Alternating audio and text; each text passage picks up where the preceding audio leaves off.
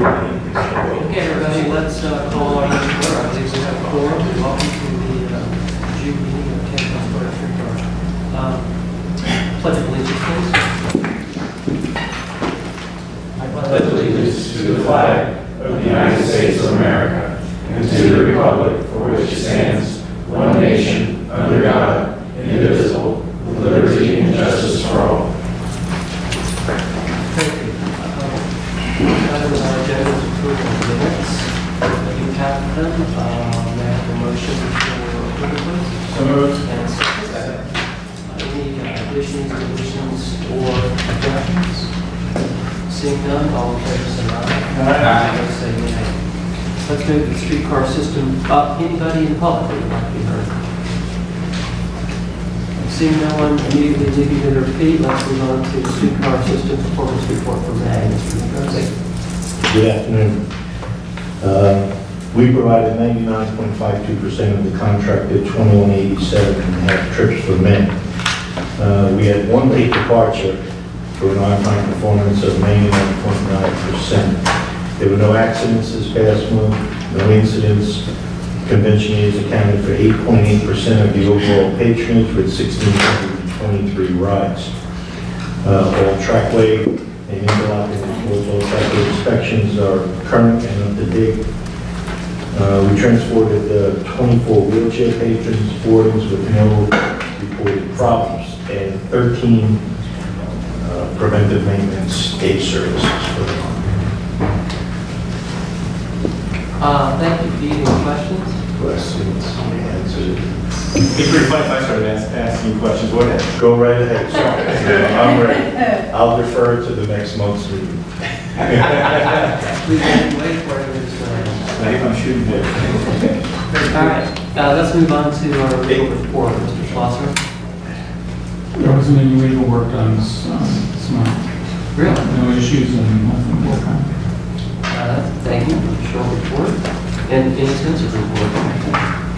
The chair's report, I don't really have anything other than the fact that we, two things, Rick Hamilton was out of town and not with us today for that reason. Set notice. And secondly, we normally skip July meeting during the HART staff break, and there's apparently nothing that's really critical that they need to bring forward, so I would like to suggest you go ahead and skip our July meeting and just meet again in August. If that's satisfactory, then we'll probably do a motion about that. I'll move it. Second motion and a second. All in favor, say aye. Aye. Opposed, say nay. Good. Okay, interim executive officers report, Ms. Egan. Thank you, Mr. Chair. Thank you for putting us on the agenda to keep my ramblings organized. Thank you very much. Not too much today. One, we do have the Bernie outside target. That is now over. We have reached out to the FTA regional office to clarify, does the Bernie count as a system asset? It is, of course, being leased by HART from the Streetcar Society. So we are working on getting our first contact told us to kick it up the food chain. So we're working on scheduling that conference call, but we wanted to make sure we were going over the lease. We also have some technical stuff we would have to move around downstairs because of the track the Bernie winds up onto. So there's working on that, and hopefully though we'll be able to get her inside the building because she needs some TLC. Even if she moves into the building, she will rotate back out. All of our streetcars spend a little bit of time outside, except for the cruiser, of course. So not every single day, but if she does move in the building and you see her outside, it's not a lack of love. It's just equal opportunity. Other issue for this board to consider is earlier this year we had presented some information to HART's lobbyist to carry out to Tallahassee about CSX insurance and some ways to deal with that. Obviously, the legislative session has adjourned, but let's not wait too long.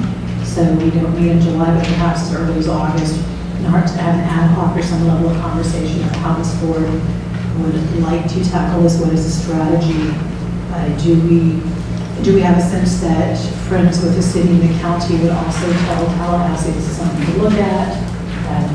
And if the city and county are talking about what can go on with the rail coming out of downtown, I have a hard time seeing how any of that happens if CSX is not understandable. So it's not just streetcar. I think we can cast it as a wider Tampa and county issue. Maybe there's some more voices into it, but again, that's something for this board to discuss. I just want to bring that up, so if we so choose, we can start putting together an ad hoc work session at some point, but let's not wait until February, let's get it ahead of time. We can get this in for delegation visits in December and January as well. That's all.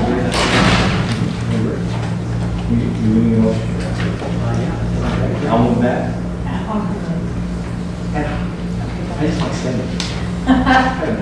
So the motion would be for the two set to convene an ad hoc in August to discuss CSX issues, and Mr. Chair, you'll be making those appointments.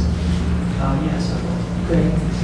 Actually, I would just make it an ad hoc committee of the board and any board members that wish to. Okay.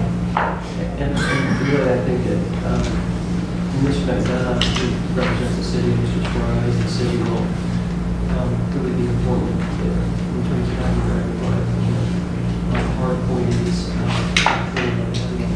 so it's an important issue, and I don't know how it's resolvable, but it needs to be. And since we're having a lot of discussions with CSX and how their cars work, maybe we can throw this one. This is a throw-in, Bob. We just throw it. We've had this conversation with them on several occasions. I'm sure you have. And it has had the same impact that the one conversation. How much are you paying? Is that what Well, you're saying? but again, we have engaged our lobby, excuse me, sorry, lobby title. We have engaged our lobbies a couple times, but we do it again. I mean, try to get our legislative delegation and try to, again, the issue is, CSX has federal protection, which is our state legislation can only do so much. It's really a federal issue. Maybe it's a congressional issue, and I'm not sure, how much attention we can get for that. But I'm certainly willing to, have the use of our lobbies. I heard a great story. Who was the guy that started the Reagas? It was the first owner. Mr. Mulvey? He was on CSX Board of Directors, and they had a big CSX issue in that kind of same fee, and guess what? Things like that. I don't know if we have any connections in CSX, but we really got to find out. Last time I looked, I'm out of the board, but Well, I wish I were. Mr. Mulvey did manage to get his problem solved. All right, we have a motion and a second. All in favor, say aye. Aye. That was a very good suggestion. I appreciate it. Anything else you want to add? Okay, direct media sales report.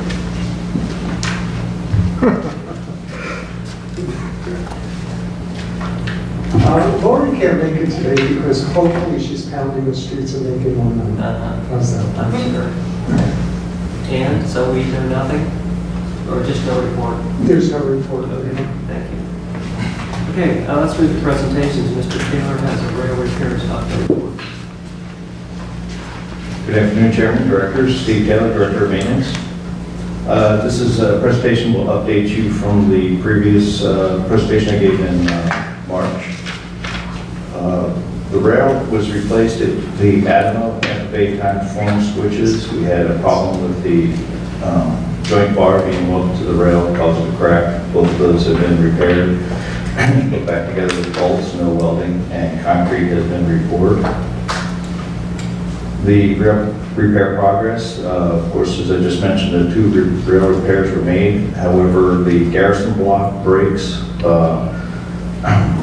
exceeded the funds that were on the purchase request along with the scope. So we had to do a temporary repair, and we're going out for another requisition to repair both of those brakes, and we found one additional brake. Here's a little map of the system. At the top is the Adamo brake of the switch, which is repaired. The bottom left arrow is the one by the form, which is repaired. The two other red arrows are the brakes at Garrison Block. The blue arrow is a new brake we just found that is incorporated with the next repair.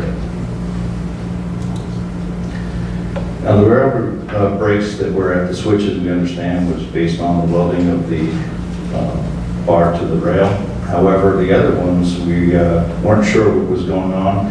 Joe Delgado, supervisor of streetcar maintenance, was visiting DC for a family event, went to WMATA, who has a lot of rail experience, and spoke with them, and they believed that they were not cooled properly, which made it brittle because they were all next to the welds.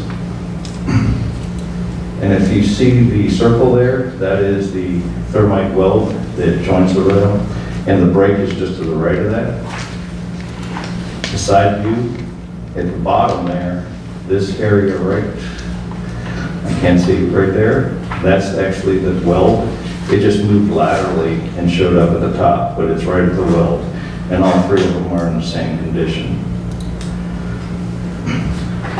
On that note, before I get to the rail ties, we will keep an eye out. Let me back up a couple slides here to the map. It appears they're all in the same area, so we're going to keep a particular eye on that area where the rail was breaking near the welds, because it might have been just that area that had a problem. We haven't seen no other breaks in the rest of the system, so we're hoping it's just contained to a small area that we may see more breaks and have to do repairs. The rail ties in the yard have deteriorated, so we put out a purchase request to have them repaired. The repair started last week. They were finished with the ties as of today. They moved up ahead of schedule. All the rail ties are in place. The only thing they have to do is pour the concrete, and we're back in business in the yard with fresh ties for the yard switches. And this is the area, and we replaced all the ties, not just the ones next to the switch. Capital maintenance for rail. Rail audit was conducted, as I mentioned at the last meeting, by the city of Tampa using URS. It was a very good, comprehensive study. And tomorrow we have a meeting between FDOT, initiated by FDOT, City of Tampa, and HART to discuss the 2 to 3 year and 6 to 30 year rail capital maintenance for both funding and implementation. After that meeting, we figure out who's going to do what, because it's the analysis just identified the items that need to be done and the cost, but no monies have been set aside yet. So after that, next board meeting, I guess what you say, done in July, next one will be There's this August. one in July, I guess our next thing will be in August. But Okay. I'll be very interested to hear. Yes, sir. And in August, we should have a very good scope of who's going to do what and how it's going to be funded, and we'll give another presentation on that. That's great, thank you very much. And that's it. Any other questions? Thank you, Stephen. You're welcome. Appreciate it. Okay, let's move to the next item, which is Jeff Seward and one operation budget for THS corporate budget and Streetcar.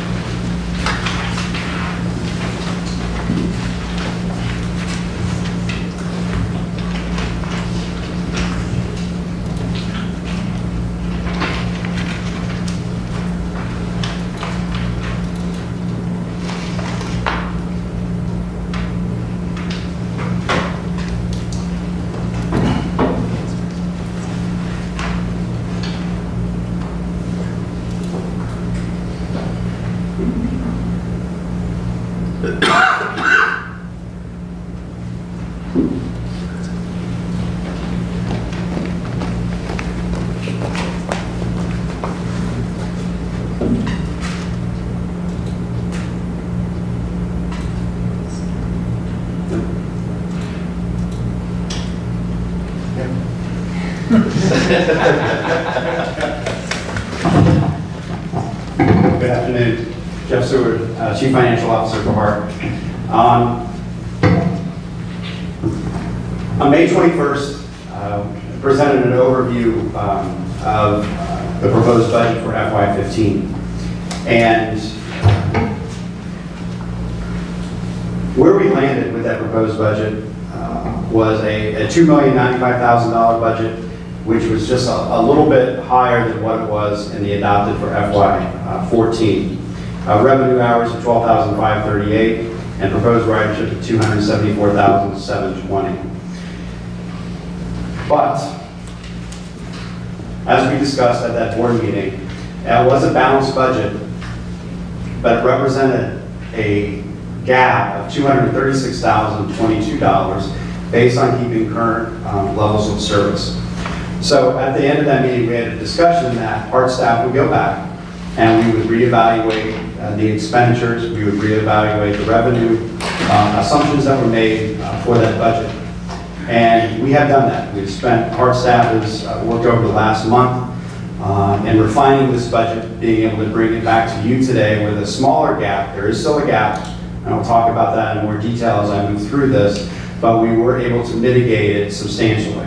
So what I'd like to do is to walk through this with you on exactly how we did in mitigation and where we stand today, and then our recommendations on how to move forward before the board has to adopt the budget in August. So we began with a $236,000 funding gap. We first looked at expenses going into the proposed budget. We decreased salary expenses by $108,538, and we did this by moving one full FTE, which is actually Mr. Michael's position, over to HART, 100% paid for out of the HART budget. We were able to do that. He was partially funded. I don't want to talk, I know he's right behind me. That position, we already had a discussion too. If you hear me say that I deleted your position, just stay seated. You're still out of job. But it was that position was partially funded between HART and THS anyway. So we went ahead and just moved that position forward over to HART, decreasing the expense of on the THS Streetcar budget. There were also some, after evaluating some of the maintenance or the folks or the operators' budgets, we were able to trim those back by trimming up some numbers in those budgets. So we were able to save $108,000 in the salary line. THS board expenses, we decreased by $8,428. We had a discussion with, or emails with the city of Tampa that had recommended, and we had concurred with these expenses. Some of the expenses over the last year, specifically for the board's attorney, were higher than norms, or higher than historicals. And a lot of that we attributed to the CSX issues. So we decreased the overall board expenses by $8,000. We also decreased the CSX insurance expense by $20K. We historically have never spent the amount of money that was actually budgeted. We decreased that $20,000 going into next year. Both the city and HART feel that that is a doable number. So we were able to reduce the $236,022 to a gap of $99,056, which we were pleased with. So it's all good budgets. We also have a revenue side. So we looked at our revenue assumptions, and we had a discussion. The chair actually asked the question going into this presentation on May 21st of why we were being overly pessimistic, my words, not the chair's words, overly pessimistic on the ridership projections. Our planning staff reevaluated the ridership numbers, and we adjusted accordingly. We adjusted the fare up to $27,901. We discussed the fact that our advertising income is trending much higher than historically, which again we're pleased with, so we added $9,875 to the revenue side. And then of course, the special districts, we know we're going to see that ad valorem valuation increase that we're projecting, and that's a difference of $13,000. So we're looking at now a new deficit based on expenditure reductions and the revenue increases of only $48,425. There's a but. And the but is, we have had a conversation, I have had a conversation with the Port of Tampa's chief of staff. And it was strongly recommended that all future references of the $100,000 contribution from the Port Authority be stricken from the 10-year projections. Not only did we not budget it for this year, it was very much put forward that we should not budget it again from the Port Authority. So we have removed that $100,000 from the budget, which now takes us back up to $148,245. If it wasn't for that Port Authority loss of revenue that we had expected in an FY15 budget, we would be right around a $48,000 shortfall, which is very, very manageable. With us taking that revenue out, we're at $148,245. And what that is equivalent to is 1,250 hours of billable service for next year. So HART's staff's recommendation is that over the next, we have 60 days before we have to come back before this board with a budget, is to work with the City of Tampa's budget office and the accounting folks over there and see if this 148,245 can be mitigated within the City of Tampa's budget pursuant to our operators agreement or the tri-party agreement. Again, we feel that we have, on the HART staff side, the city staff has made some very sound recommendations on the reductions both in expenditures and in our revenue increases. And without reducing service levels, we don't feel comfortable going anywhere below this amount. So we have a deficit of 148,245. We do think that we can work with the City of Tampa on this gap and try to bridge it in time to come back to you in August with a balanced, fully funded budget. It's a very nice presentation, Joe. No, it's very well done. Questions, comments? What's to say about the 100,000? And if I don't mind, if you don't mind, Mike, when they said we don't for this year, any other year, day to day, was there any kind of expletive that came out of the mouth, or was it just, hey, we're never going to give you money again, or? It was a polite conversation. Okay. And there was a comment that, and if you recall, there was a conversation, and I believe it was during last year's budget, where there was a request from the Port Authority to come over, and they were talking about possibly providing the funding for an administrative or executive. That came up in that conversation again. And I believe that the Port Authority is looking for someone to come to them. Not necessarily with palms open, but with the explanation of if you did choose to provide a funding at any level, this is what it would be used for, and this is the correlation or the effect that it would have on the port, the benefit to the port.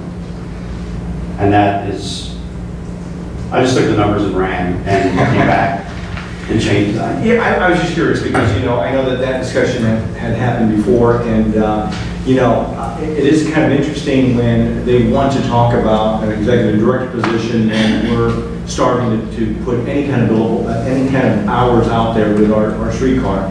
And, to play games like this for a piece of, which is a big part of what they do over there, and I find it unconscionable that they don't want to be partners with us. It's sort of like if we had said, the Corps of Engineers shouldn't do anything for you all over there, and we shouldn't put any federal dollars down there. I'm just a little bit perturbed by their action at this point. So, but thanks for telling us about this. We appreciate it. That was Ed that you had the conversation with? I'm sorry? Ed, over at the port? Yes. With the last name that I cannot pronounce. Miyabishi. Oh, I met with them a lot last year. There are more backup slides, but this is really the That's about it. crux of it. Yeah. That says it all right there. Yeah, it does. Any other comments? Well, my question is if it looks like they want us to come by to say hello and have some sort of presentation of this is what you get for your money. Can we put something like together? Does that help? Will it help? Is it more of the same that we've had before with them? Well, I don't know. I mean, I think that conversation started with you. Is that you or you? It started with you. And last year, I got as far as I could with Ed, and I told you, and it was really the mayor's call. I mean, I can't, no volunteer on this board has the authority or the leverage to encourage them to make a contribution. The mayor may not either. He's just a board member. And so we left it to the mayor, through Bob, to do what he could do, and it wasn't very successful. They are doing a study right now on all their land use, and I'm guessing that most of the land that they own in the district has huge redevelopment potential. for all kinds of land uses, and that the streetcar would be very helpful to encourage that development. So it kind of defies my logic. It defies logic for me. I just don't know what to do. Yeah. I believe it's on the 24th, there's a public meeting from 5 to 7 at the History Museum. And I think that we encourage people to show up to the History Museum and say, Yeah, workshop. you want recommendations from the public about what to do with your land with the streetcar. Yeah, absolutely. So, Yeah, I'll rally some troops around that as well, make That would sure be that great. it's a talking point that they should, I mean, it's pretty monotonous when you read about what's going on in the Chadside Mall. Never mind, there are landholdings, but it's one of the things that certainly could enhance the business and the value of the property. absolutely. So, the problem with the problem with the presentation is that if you could convince additives a reasonable plan, the plan would have to be, they give you money and you spend it on a person, you don't spend it on operating. And I think that may or may not help us. I think that the HART staff is doing fine, and I don't really think we need an executive director for the Streetcar Board, particularly when what we really need is revenue to improve operations. So what I most appreciate about your presentation is that you're already meeting with the city. The city understands the deal.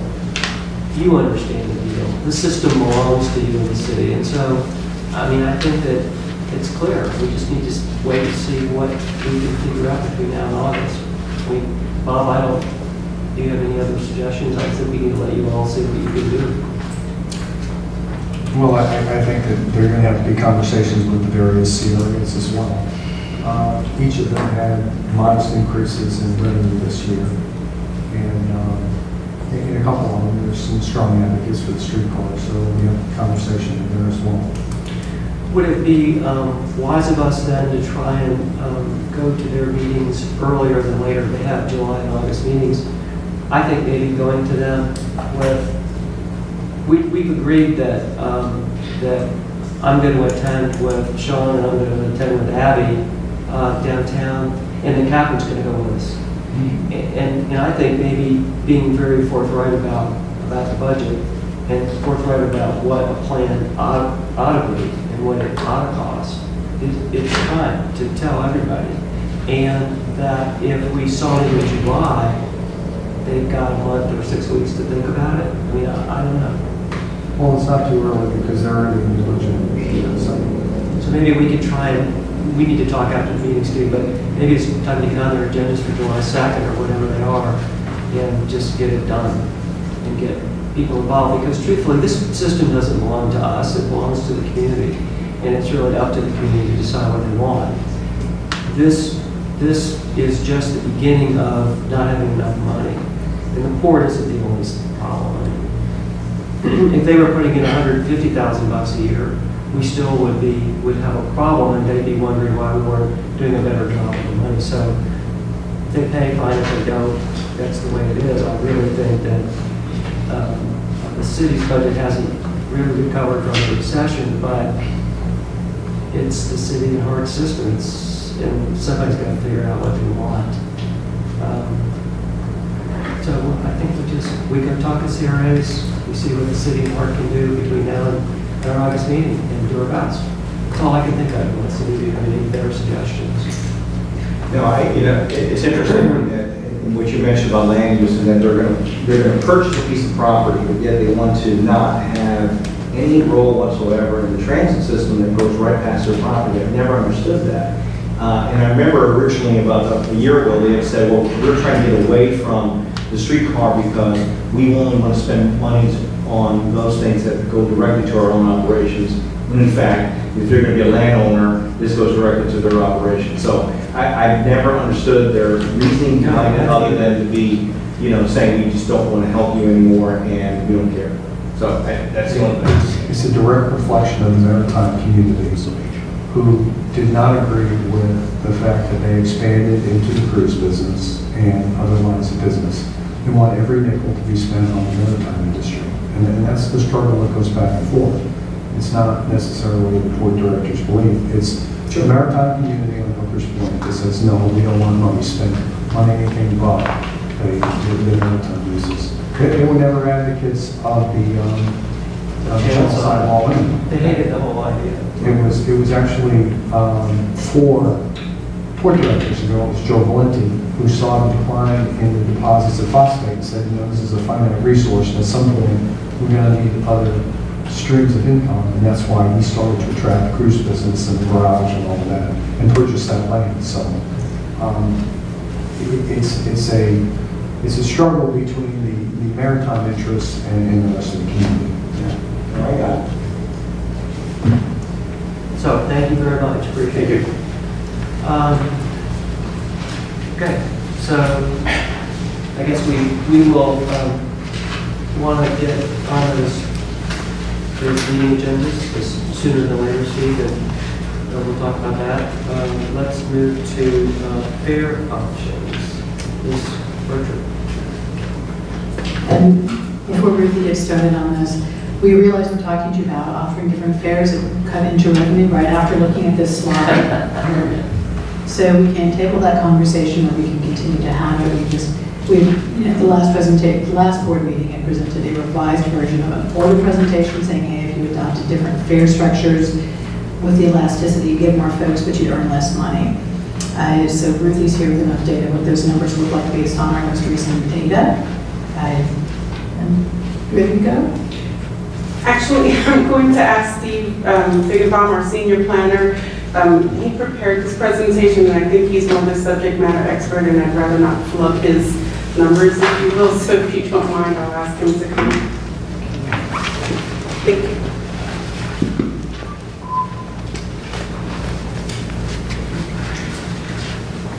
Thank you, Chairman, members of the board. I'm Steve Figgenbaum. I'm the Senior Manager of Service Planning, and very happy to be here this afternoon. I wasn't expecting to be here this afternoon. I thought I was scouting bus stops out of New Tampa. But anyway, I did revise a presentation that you had seen, I believe, about a year ago on the various fare options, including some fare elasticities. There were 3. I'm bringing my glasses on. Okay, there we go. The scenarios that were developed, and again, these are the same scenarios that were developed about a year ago. We had 50 cent, 25 cent increments from $2 down to a quarter, and they represent different ridership projections, budgeted ridership projection for 2015, what work we forwarded for the budget for 2015, the historic annual streetcar ridership, and also the impact of price elasticity on the ridership. So we do have the 3 options that I'm going to discuss briefly. The first one is the scenario 1, which is based upon our projection for ridership next year. We're projecting and have forwarded to budget projection of 292,900 passengers for next year. That's a 1% increase over our projection of where you're going to wind up this year, which is about 290,000 passengers. And that's really based upon, it's been constantly revised, and that's based on where you're at after 8 months of this year.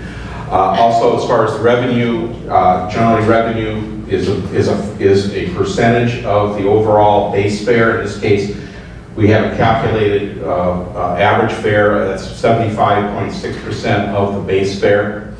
And also we made some assumptions. Last year we had carryover from the endowment fund finance towards me. That will not be the case this year. And also I'm assuming, we don't have a final budget number thus far for 15, but I'm assuming 2.5% increase.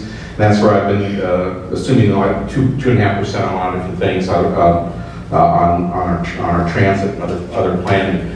So anyway, using those numbers, if you were just based upon what is budgeted at the current $2.50 base fare, your income would be about 553,000 and change, and then that would, and then based upon the $1,597,000, or excuse me, 500 and Yes, $1,597,610 budget, then you can see the deficits. But as you increase or decrease the fares at that base, obviously the amount of money that you're going to collect in revenue is going to go down and your deficit is going to go up. And Steve, this doesn't have any elasticity. No, this is not elasticity. This is just based upon the various fares at where we're projecting for budget. And we have elasticity on the next slide. Yeah, what? No, well, going to skip to elasticity?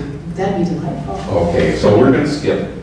We'll skip based upon your 10-year average of ridership, which is 389, almost 390,000 from the incept of Streetcar to the projected 290,000 for this year. But elasticity, okay.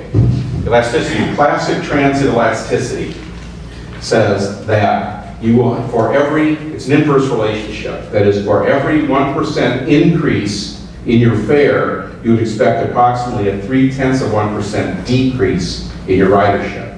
Or, on the other hand, every 1% that you increase your fare, you'll have a decrease in your ridership. So what we are showing here is the various elasticity using that. Now, we don't really have the Streetcar model. This is classic transit. Classic transit elasticity.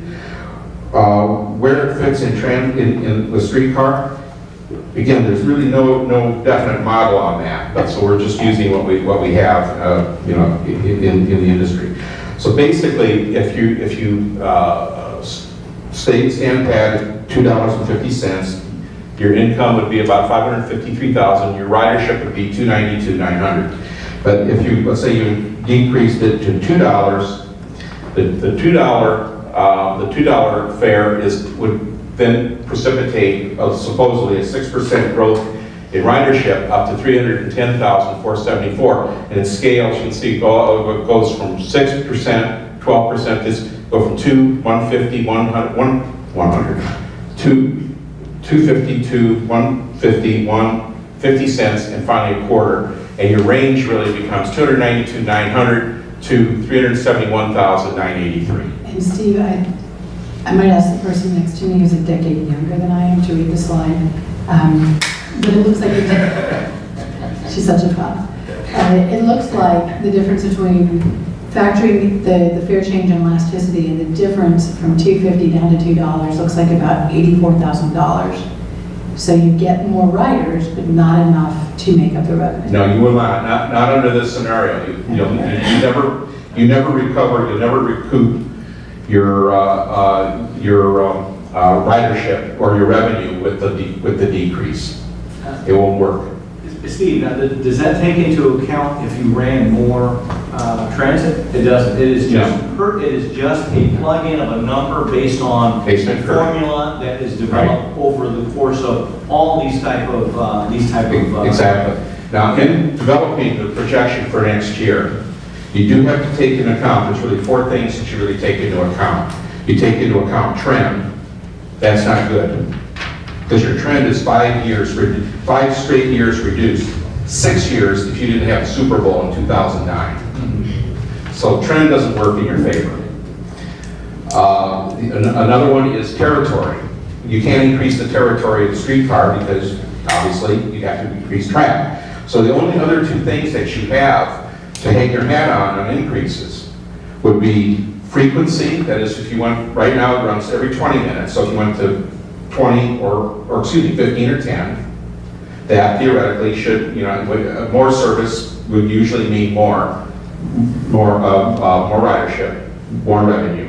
But again, you'll fall behind because the cost could very well you won't recoup on that. And the other thing would be, other than frequency would be span. That is, instead of running from noon, let's say, starting at noon, you'd start at 10 o'clock, or you'd start at some other hour, but again, it gets a little bit iffy because of the market. It's uncertain what that market really is. Right, so essentially, because we've heard this before, so, it's essentially, when you jump out of the airplane, you're not only supposed to yell Geronimo, you're supposed to make sure that you pull the ripcord, okay? What I mean by that is, in order to get out of the hole that we're in, to really do it the right way, it would be to reduce fare and increase the headways that we have Yeah. and the hours. So if we do all of those together, the growth of our ridership will be exponentially greater. Our cost will be incrementally more based on what that ridership is. Yeah, my point is that growth will outstrip the cost that we have. It won't be inverse like it is now.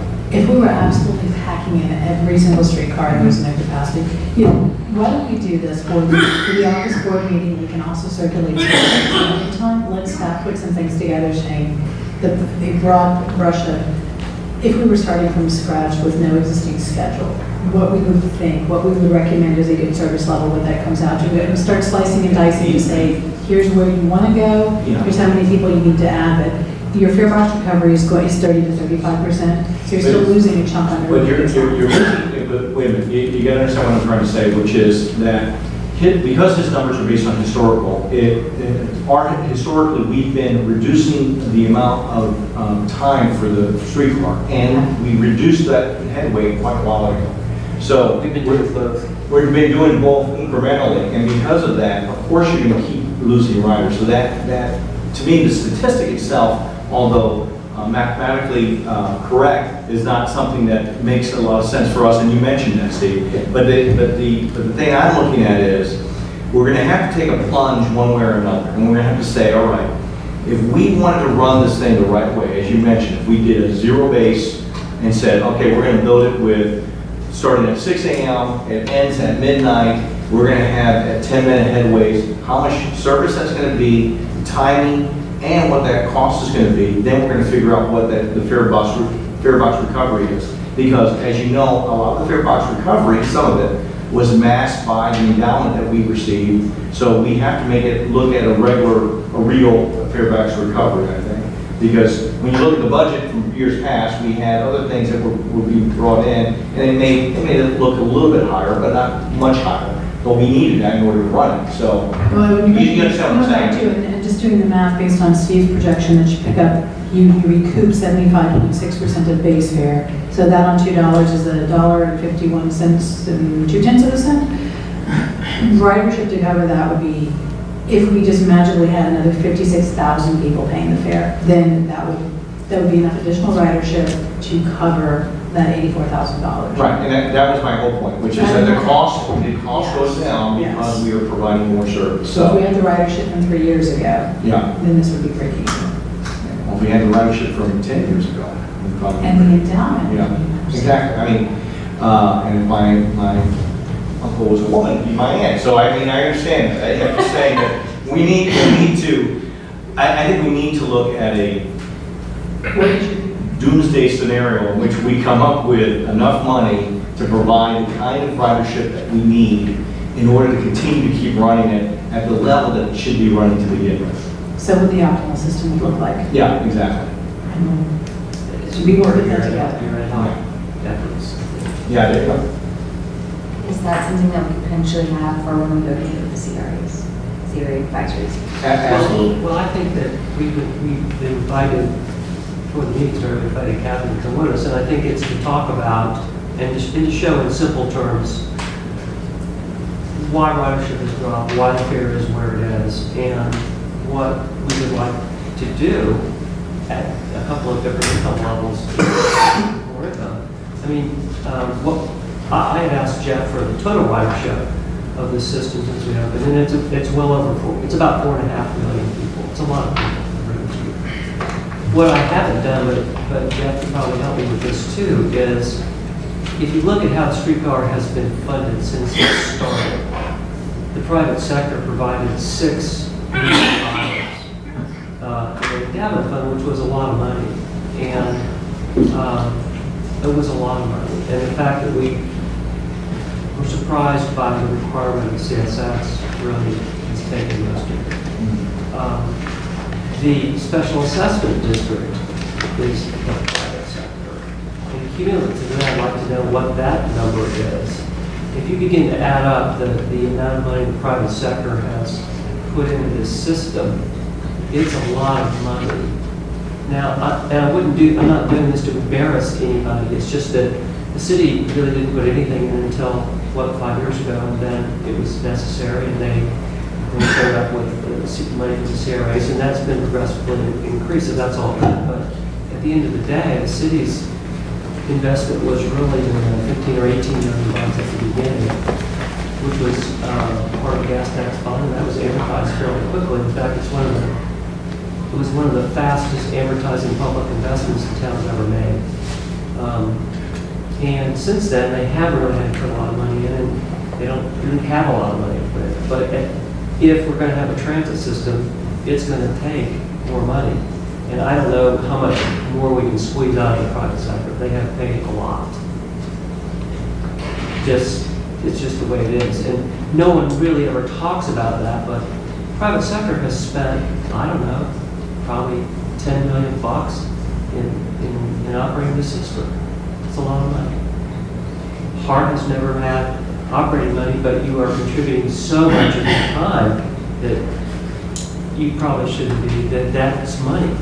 And the city has put in things. It's just time to look at what we can do without that endowment, because it's really what was supplementing everything else we had. It was covering the difference between this kind of budget, the kind Jeff's talking about today, and a budget that allowed us to do everything right except run in the morning.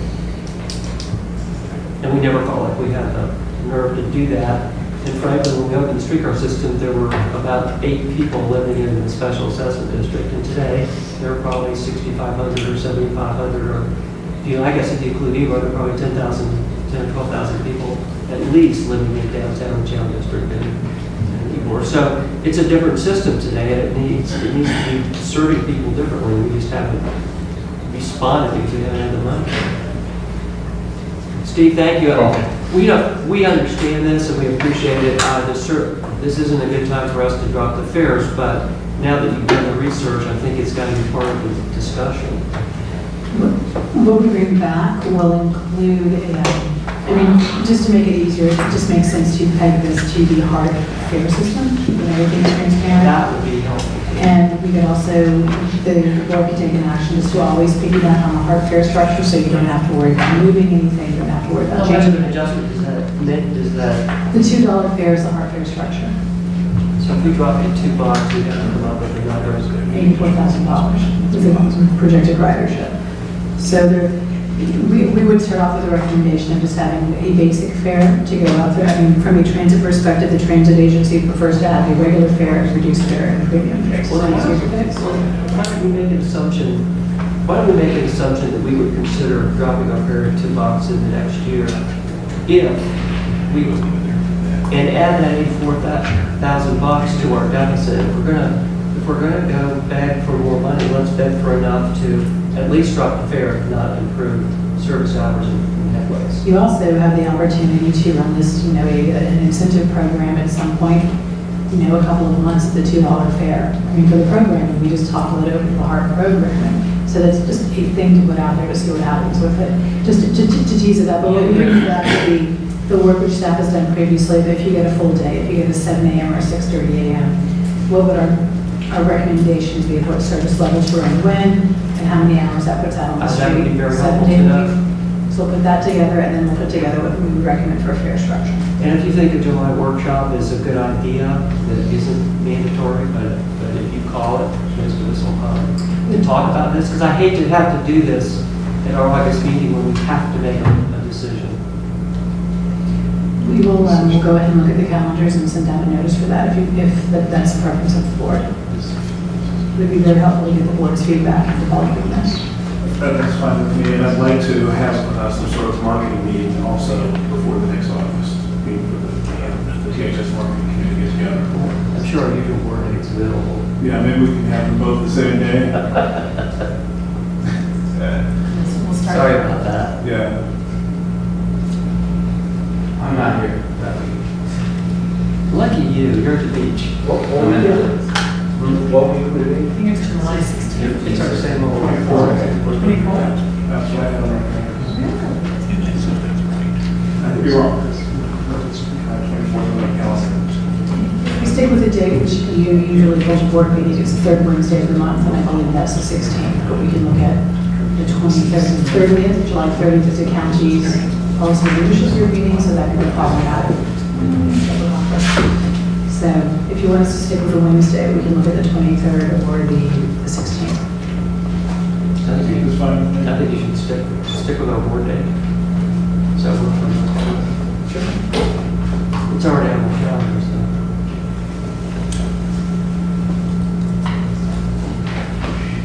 Okay, let's see, where were we?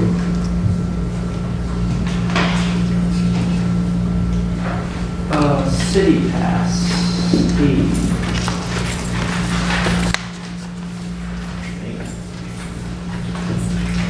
Hi, good afternoon. Last month, we were asked to look into City Pass and possibly get a Streetcar as part of the City Pass. City Pass is brand new to Tampa. It started about in March, and it's a one-year program. When I approach City Pass, what they do is they take 5 to 6 attractions in each of their destination areas. Right now, there are 11, 6 are city, 10 are cities, 1 is Southern California attractions. What they do is they themselves, as a private company, they research which ones they're going to have part of their program. And right now, Tampa Bay City Pass, Busch Gardens, Florida Aquarium, Tampa Lowry Park Zoo, Clearwater Marine Aquarium, or the choice of the Cholula Collection of Museum of Science and Industry. That will run for at least a year. And the way they determine it is they go out and do research on their own. They don't disclose how they do the research, and they pick top attractions, what they believe is top attractions. And then they also don't disclose right now what kind of a contract they have with that particular attraction. Now, I asked them also how could the streetcar be part of it? And the only way they would do that is they would have to establish that the streetcar system would yield more visits by leisure travelers to their program than one of its existing Tampa Bay attractions, and also it's tied to revenue. So with us providing information to them probably about January, they would have to take a look at what, I don't know what their formula is, but what they got in revenue and visitors against the Busch Gardens, Florida Aquarium, Lowry Park Zoo, and determine is one are one of those going to come off the list, and could the streetcar replace them? What they basically do, it's a booklet, and you purchase it from them, and they also do have vendors, and vendors do give incentives, such as we do with our vendors. We give 5% commission. And what they do is the booklets must be used within 6 months of purchase, and then you have a 9-day window to either go to 1, 2, 3, 4, or all 6 of, or actually all 5 in this case, because there's a choice of those attractions. So when I was talking to them, they're based out of Idaho. They're brand new. They go by first names. They're hard to track down. It looks a little bit bleak. There's a lot of things, again, they determine on their research what to put into their book. What's it? Some of the bigger cities. Which one, where do we have number 12, 13 that they decided to allow into their system? Right now, they're in, let's see, theme parks of Southern California, Atlanta, Boston, Chicago, Houston, New York, Philadelphia, San Francisco, and Seattle, and Toronto. It's really, it's a good incentive for a lot of people to come into this. I mean, it really is a tourist thing, so that you can come in. People in Chicago want to visit a bunch of different things. You buy that card, you're going to get a much bigger discount to go to all those different Okay, makes sense. It makes sense for us, but it doesn't sound like we're going to fit into their daily week for, Yeah, the feeling that I got when I talked to them was that if we can help them prove that they can get more revenue and visitors after a year's period, they would bump somebody off. But I kind of think it's a little bit hard at this point, because not only is there us, but there are other venues probably going after the same thing. Okay. Thank you. streetcar service for the 4th of July. Okay, now we're back. Thank you, we're doing this the hard. So Friday, July 4th, this year falls on a Friday, so we're running regular service, so we're not asking for a later service. The city of Tampa has scheduled fireworks display at Channelside to commence at 9 p.m. And so what we're looking to advise is we need maybe up to 2 hours of one extra car in service at the rate of $68.59 per hour. And that would start somewhere around 9:30 p.m. if we experience the additional ridership. Fine. Everybody okay with that? Yes. Thank you. Okay, financial statements, anybody interested? Lee, did you determine that Jeff is correct and we're out of money? Yes. Thank you for this report. Any other questions? Lee? Art report, any questions of Mr. Rosenstock? Rideshare fare special extra service reports, any questions of Mr. Stewart? Oh, I'm sorry. Not a question of Mr. Stewart. We had neglected I didn't include it in my previous report. HART had done a Tiger Grant application, so we did an awful lot of work on what goes on with the Marion Transitway. So, which is fun and exciting, and good luck to us. The next logical step of that is a transitway appropriate for streetcar service? So we have prepared another RFP, which is out on the street, I believe. Jeff has more detail than I do, to specifically look at how a streetcar could get to MTC. Yes, we submitted a Tiger Grant application in May to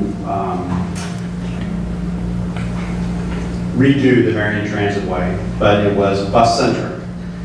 During that review and in quite a few of the community outreach sessions that were held, there were questions from the community, particularly the downtown business folks, of why aren't we considering extending the streetcar up the Transitway? So it was a viable option from the consultants that worked on our application, and there have been those in the community that have expressed an interest in light rail options in downtown Tampa. And as Ms. Egan was quick to point out to those folks, we already have a light rail in downtown Tampa. It's a streetcar.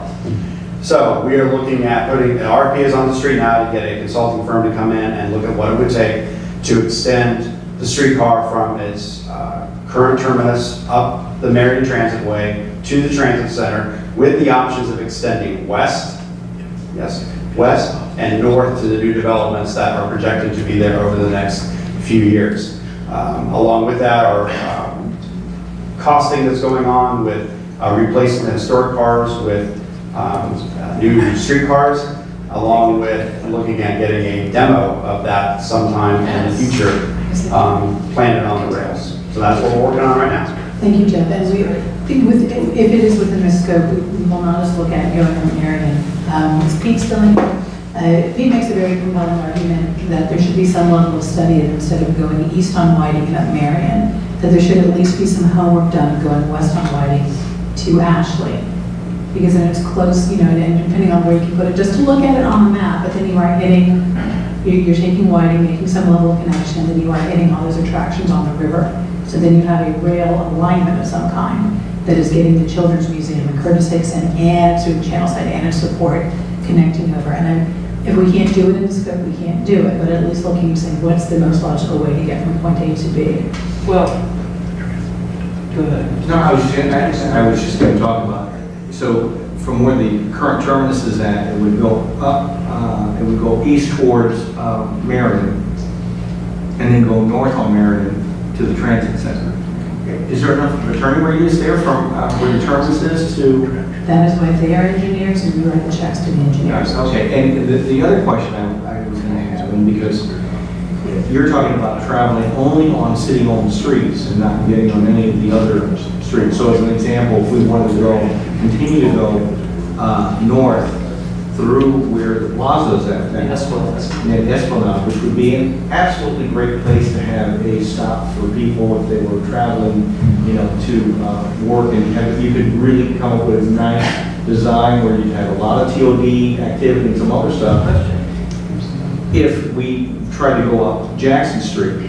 Jackson is still a city-owned street, okay, and then take it up to, because, the way I look at it is that if you go up to something that's more traveled, with a larger and a better able to put a managed lane there where you have a streetcar lane, to go up to Marion probably would be better. Now, that's my own personal opinion, but. The goal is whoever comes in is the firm to do this, so they will have been smart and done this somewhere else, so they can help us understand, how much longer can a trip be, but still be attractive to somebody. And again, the primary focus of this is going up Marion, but we are not doing our due diligence. We're not saying, hey, does this make sense?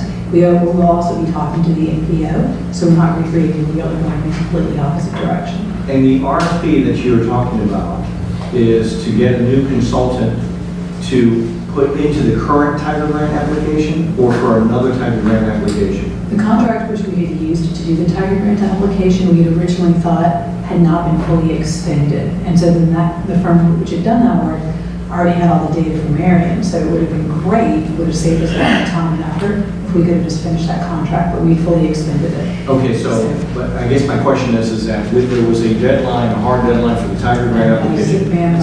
And that's, when that was gone, this is not a change that we're trying to put as part of that. So that one is already out and off. This is for next year's possible Tiger Grant application. So when we have the conversations about what do you do with an orphan streetcar to have it be productive, and we're talking to the CRAs, et cetera, Okay. that we're going somewhere. I just- Which is not to say that the Fort Brook is not somewhere, but it's probably less somewhere-ish than I'm guessing the CRAs would like to see it. Okay. Do you have a comment? Just that the Esplanade is privately owned. I was told that, and I was told this back when Sharon Dent ran the place, so that the city actually owns the underlying dirt, and the GT has an easement over it. The opposite. The land is owned in fee by the buildings on both sides of the Esplanade, and the city has a pedestrian easement across it. So you really do a thing there with your permission. Correct, it's part of the maintenance. There have been, just been thought, and actually some renderings that I was going through there, and it's doable. But there's a lot of brickwork that would need to be done in fountain relocation, or it wouldn't be easy. And it's a microclimate that is considered by many to be special. What I was going to just ask you, you'll do whatever you wish, but if you're going to commission a study to look at extending it, you really need to make sure the consultant will go ahead and look at all the viable options, which should include Franklin Street. The theory about Franklin Street is that it's mostly pedestrian now, and it was the retail spine back in the day. And there's a theory that it's easier to recreate retail where it once was than in a new spot. So you should think about it. Marion has the advantage of being Marion Transitway. It has the disadvantage of some land use that's going to be very hard to reactivate, just by the nature of the institutions that have property there. Maybe not impossible, and it does go straight to your transit center. Tampa, and actually, there is no way north that doesn't have hair on it, so I would just hope your consultants will give a fair look at any of the 3 or 4 major options. The other thing I would love to see them do is just think about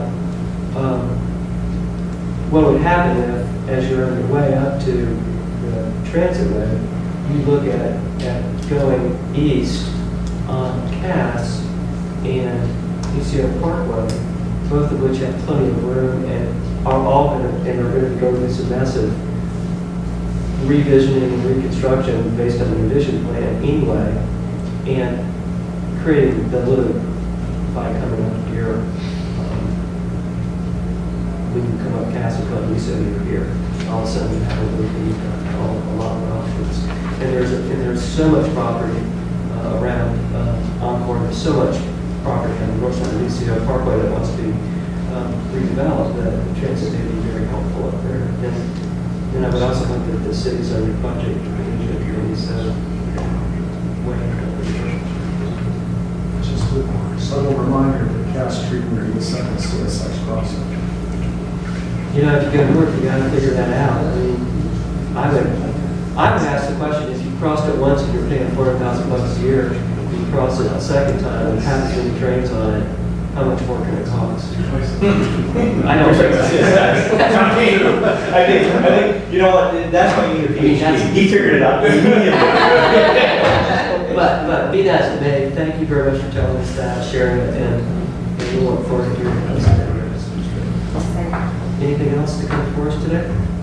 No more new business? If not, this meeting is adjourned. Thank you very much.